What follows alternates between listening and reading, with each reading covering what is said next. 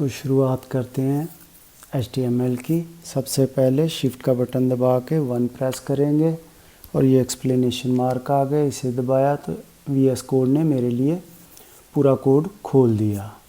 अब body tag के अंदर जाके हम अपनी HTML का आगाज़ करेंगे। HTML के लिए सबसे पहले हम वही H1 टैग का इस्तेमाल करते हैं और इसके अंदर लिख लेते हैं अल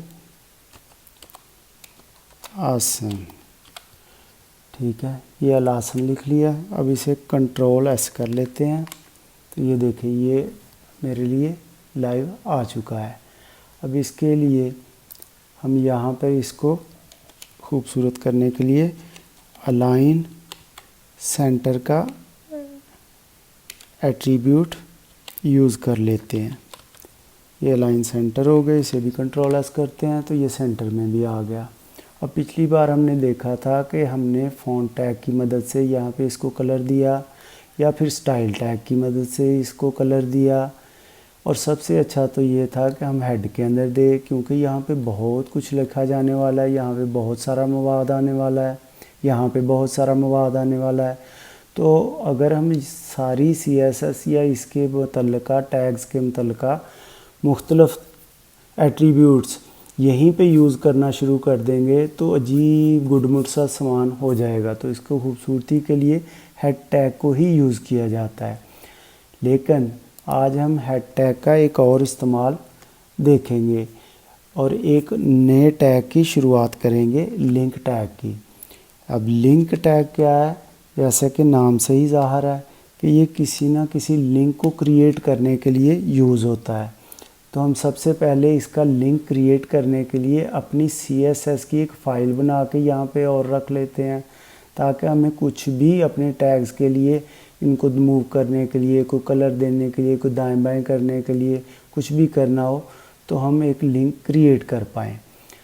तो यहाँ पे जाएंगे अपने फ़ाइल मेन्यू में और यहाँ पे जाके एक नई फ़ाइल अपने इसी फ़ोल्डर के अंदर, लेकिन वो फ़ाइल .css से होनी चाहिए। मसलन a.css हम कर लेते हैं और इसे इंटर कर देते हैं।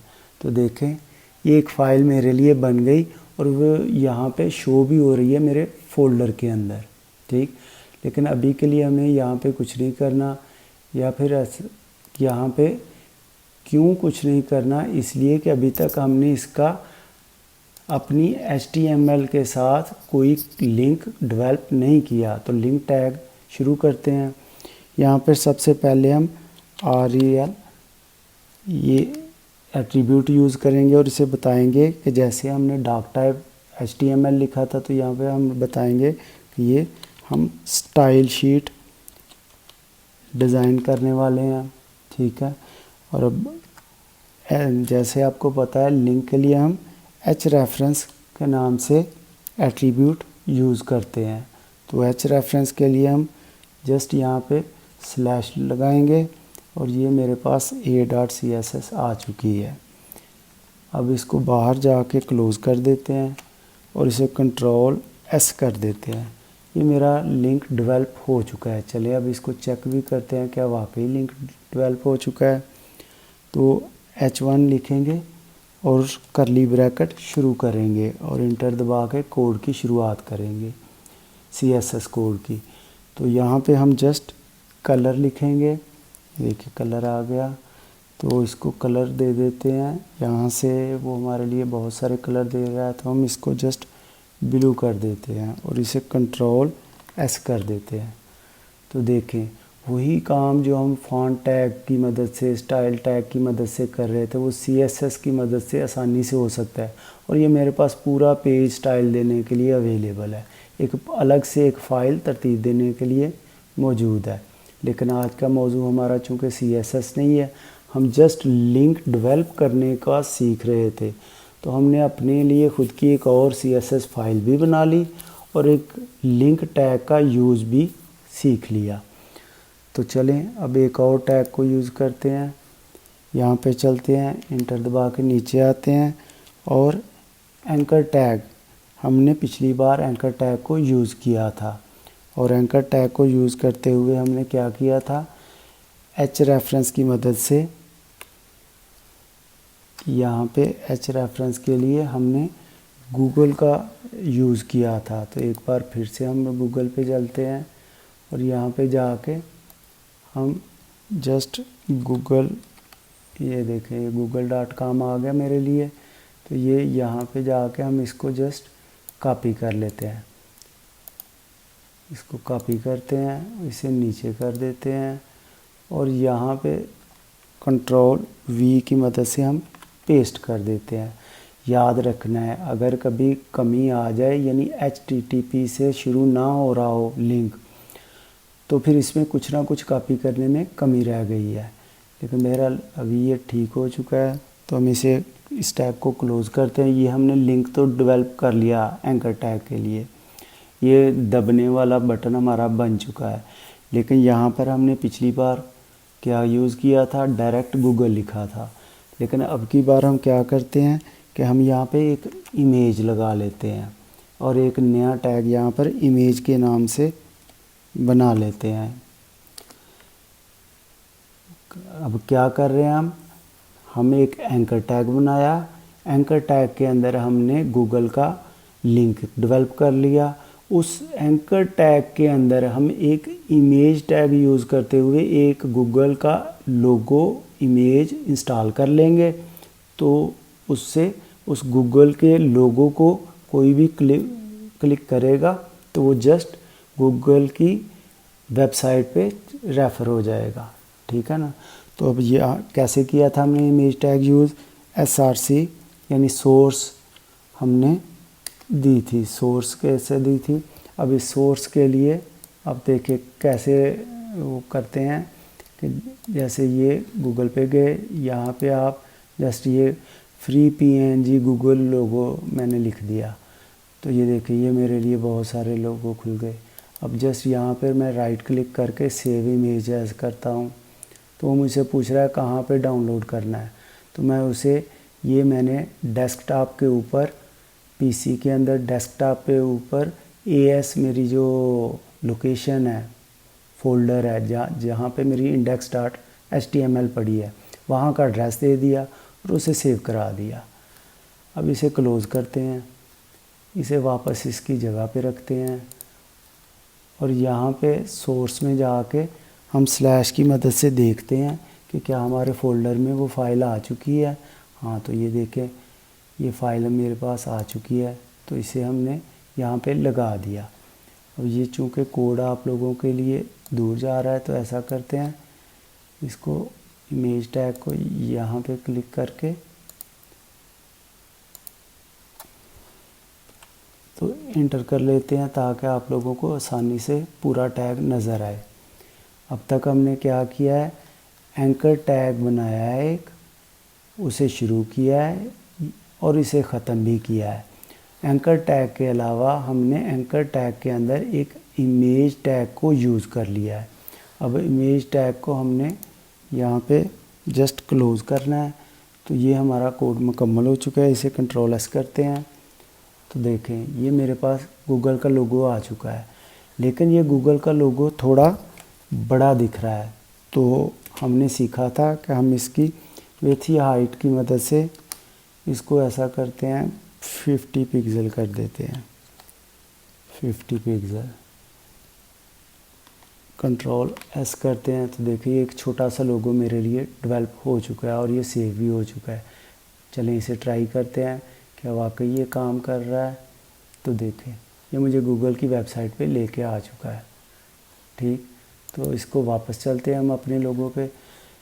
तो कैसे हमने डेवलप किया, एक एंकर टैग बनाया, उसके अंदर जो जिस वेबसाइट पे हमने सेंड करना था यूज़र को, उस वेबसाइट का एड्रेस हमने href एट्रीब्यूट की मदद से मुहैया कर दिया। फिर उस एंकर टैग के अंदर हमने एक इमेज टैग की मदद से ये लोगो यहाँ पे रख दिया। अब देखें हमारे लिए मुश्किल ये है कि ये यहाँ पर है और ये ऊपर है, हम चाहते हैं कि ये यहाँ पर एक ही सीध में आए। तो अब हम एक नए टैग का इस्तेमाल करेंगे। वो नया टैग क्या है, इसको सीधा करते हैं। नया टैग क्या है, बहुत ही कॉमन यूज़ होने वाला टैग है और इन H1 एंकर टैग इमेज समेत सबको एक डिव टैग के अंदर अलाइन कर दिया और अपने कोड को दुरुस्त हालत में खड़ा कर लिया। लेकिन अब मसला ये है कि ये जो लोगो है ये यहाँ पे हम चाहते हैं कि ये एक सीध में आ जाए। तो उसके लिए हमें क्या करना होगा, हमें CSS की मदद लेनी होगी।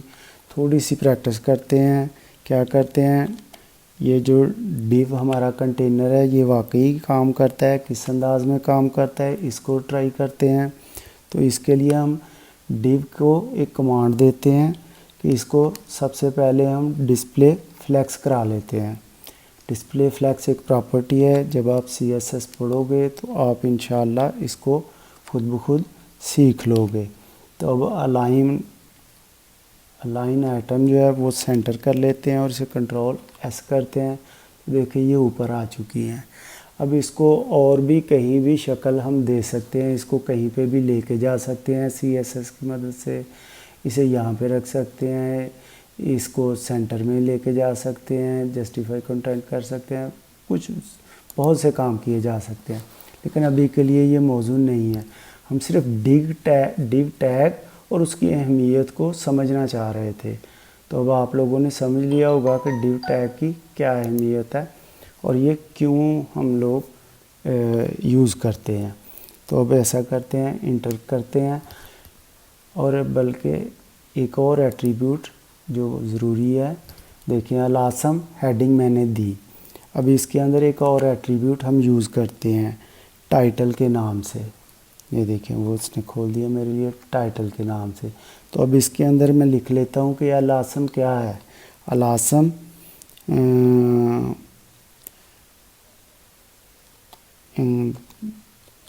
This is a welfare organisation, ठीक है, ORG कर देते हैं और इसे कंट्रोल S कर देते हैं। अब क्या हुआ है, अब जब भी मैं इसके ऊपर जा रहा हूँ तो आप देख रहे हैं ये एक छोटा सा बॉक्स खुल चुका है जिसमें लिखा हुआ है this is a welfare organisation. तो ये जो टाइटल एट्रीब्यूट है ये किसी भी पैराग्राफ या किसी भी टैग के अंदर जब हम इसे यूज़ करते हैं तो ये इसका काम ये है कि उसकी मज़ीद वजाहत के लिए एक बॉक्स के अंदर हमारी राइटिंग मुहैया कर देता है। तो ये भी एक यूज़फुल प्रॉपर्टी है, तो ज़रूरी समझा कि आप लोगों को आनी चाहिए। ठीक है, तो अब आगे चलते हैं, इसको इंटर करके नीचे चलते हैं। एंकर टैग हमने तकरीबन यूज़ कर लिया। इसके अलावा कुछ और काम की वेबसाइट्स हैं, पहले वो एक्सप्लोर कर लेते हैं। यहाँ पे जाएं और यहाँ पे आप लिख ले, ये देखिए pixel.com।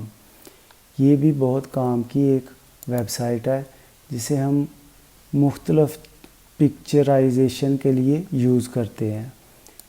यहाँ पे बहुत ज़बरदस्त सी पिक्चर्स और बहुत ही शानदार अंदाज में हर मौजू पे आपको मिल जाएंगी। ठीक, क्लोज़ करते हैं और यहाँ पे आप कुछ भी सर्च कर सकते हो। मसलन यहाँ पे हम नेचर लिख लेते हैं, ठीक है, नेचर वॉलपेपर ले लेते हैं। तो अब जब देखें तो ये नेचर से रिलेटेड जितने वॉलपेपर हैं वो खुल के, और ये इंतहाई हाई क्वालिटी हैं और ये आसानी से डाउनलोड भी हो सकते हैं। ठीक, ये मेरे लिए डाउनलोड भी हो गया। अब इस डाउनलोड को यहाँ से मैं पकड़ के कहीं पर भी सेव कर सकता हूँ, ओपन करके इसको यूज़ कर सकता हूँ, रख सकता हूँ, मुख्तलिफ़ जगह पे यूज़ कर सकता हूँ। ठीक है, देखिए ये कितनी खूबसूरत सी पिक्चर है और इसके रेजोल्यूशन कितनी ज़बरदस्त है। सो ये एक यूज़फुल वेबसाइट है। अभी एक और वेबसाइट, ये कौन सी है, pixel.com। ठीक है, अब इसके अलावा एक और प्रॉपर्टी जो काम आने वाली है आप लोगों को, ये आइकॉन फाइल। इसमें भी बहुत सारे आइकॉन्स हमारे लिए दस्तयाब हैं और ये फ्री हैं।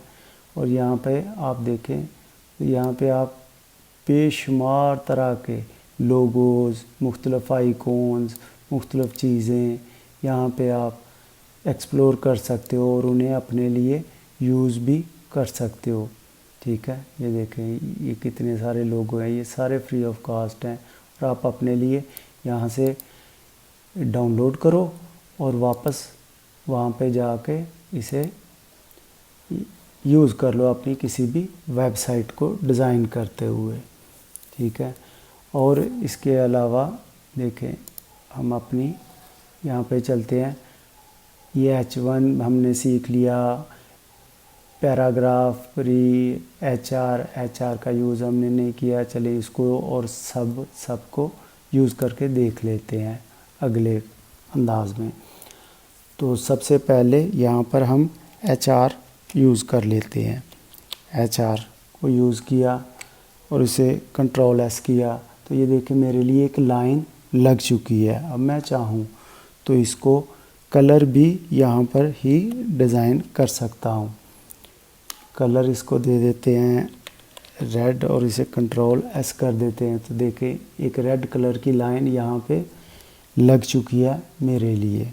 ठीक है, तो HR टैग का यूज़ भी आपने देख लिया। अब इसके अलावा था मसलन H और उसके बाद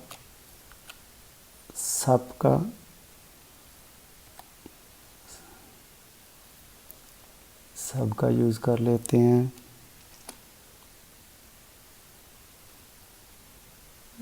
टू कर देते हैं और बाहर जाके वो लिख देते हैं और इसे कंट्रोल S कर देते हैं।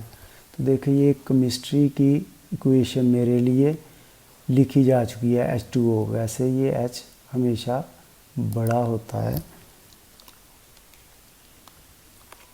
ठीक है, और इसे कंट्रोल S कर देते हैं। ठीक है, और ये O भी बड़ा होना चाहिए और इसे कंट्रोल S कर देते हैं। अब ज़्यादा वजाहत के साथ आप लोगों ने देख लिया कि सब टैग का यूज़ कैसे किया जाता है। जस्ट टू मैंने सब के अंदर लिखा है, बाकी सादा सिंपल सा लिखा है तो वो H2O लिखा हुआ। इसी तरह इसको इंटर करते हैं और नीचे चलते हैं और 12 के साथ हम सब का यूज़ कर लेते हैं।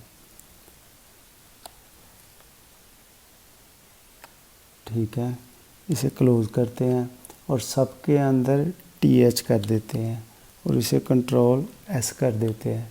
तो देखें ये 12th यानी ऊपर लिखा हुआ सबसे क्या मुराद है, ऊपर छोटा सा लिखा हुआ आ जाएगा और सबसे क्या मुराद है, नीचे छोटा हुआ लिखा आ जाएगा। इस तरह से आप लोग केमिस्ट्री या मैथ की इक्वेशंस को भी अपने HTML पेज के ऊपर डिज़ाइन कर सकते हो। ठीक, सो इन चीज़ों का इस्तेमाल, वही बात कि आप लोगों ने ज़्यादा से ज़्यादा इन चीज़ों को यूज़ करना है।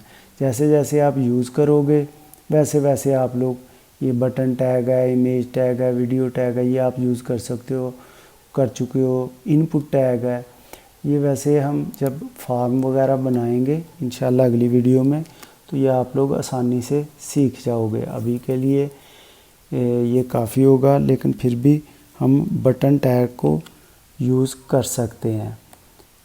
ठीक है, बटन टैग को यूज़ किया और इसके अंदर हम लिख देते हैं